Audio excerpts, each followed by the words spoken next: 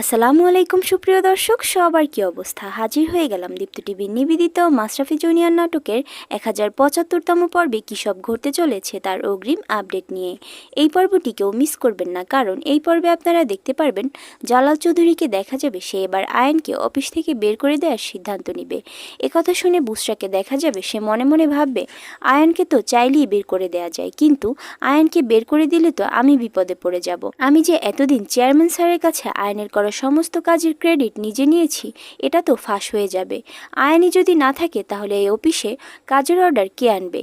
আমি যে এই অফিসের জন্য কোনো কাজেরই না, এটা তো চেয়ারম্যান স্যারের কাছে ফাঁস হয়ে যাবে। এই ভেবে সে চেয়ারম্যান স্যারের কাছে আয়নের নামে বানিয়ে বানিয়ে অনেক কথা বলতে থাকবে, যাতে স্পষ্ট হয়ে ওঠে যে এতদিন বুসরা দয়া করে আয়ানকে কাজে রেখেছে, আর জালাল স্যারও যেন আয়ানকে এই অফিস থেকে বের করে না দেয়। ঠিক তখনই আয়ানকে দেখা যাবে সে জালাল স্যারের কাছে রিজাইন লেটার দিতে এসে বুসরার বলা সমস্ত কথাগুলো শুনে ফেলবে।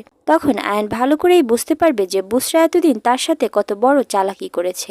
সে যে চেয়ারম্যান স্যারের কাছে ভালো সেজে তার করা সমস্ত কাজের ক্রেডিট নিয়েছে, তা সে এবার ভালো করেই বুঝতে পারবে। তখন আয়ান মনে মনে ভাবে যে করেই হোক বুসরার সত্যটা জালাল স্যারের কাছে প্রমাণ করতে হবে।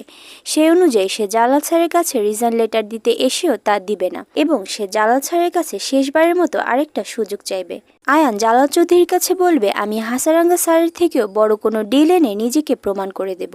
একথা শুনে জালাল চৌধুরীকে দেখা যাবে সে আয়ানকে শেষবারের মতো আরেকটা সুযোগ দিতে রাজি হয়ে যাবে। আর অন্যদিকে আপনারা দেখতে পারবেন মনিকে দেখা যাবে সে গ্রামে তার ভাইকে খুঁজতে গিয়ে গ্রামের মানুষের কাছে জানতে পারবে যে মন্টুও ইলেকশন করছে। এই কথা সে মন্টুকে জিজ্ঞাসা করলে মন্টু ইলেকশনের কথা পুরোপুরিভাবেই অস্বীকার করবে। পরবর্তীতে দেখা যাবে গ্রামের লোকেরা মন্ডার উপর খেপে গিয়ে তার বাড়িঘর ভাঙচুর করতে আসবে। ঠিক তখনই মনি প্রচণ্ড পরিমাণ ভয় পেয়ে সমস্ত দরজা জানালা আটকে দিয়ে ঘরের মধ্যে বসে থাকবে। তখন মন্টুকেও দেখা যাবে সেই ভয় পেয়ে ঘরে এসে বলবে, এরা কারা? এদেরকে তো চিনি না। আর এছাড়াও থাকছে আশ্চর্য সকল ঘটনা। সুতরাং সবাইকে মাশরাফি জুনিয়র নাটকের আগামী পর্ব দেখার আমন্ত্রণ রইল। আর হ্যাঁ, ভিডিওটি ভালো লাগলে অবশ্যই চ্যানেলটি সাবস্ক্রাইব করুন। ধন্যবাদ।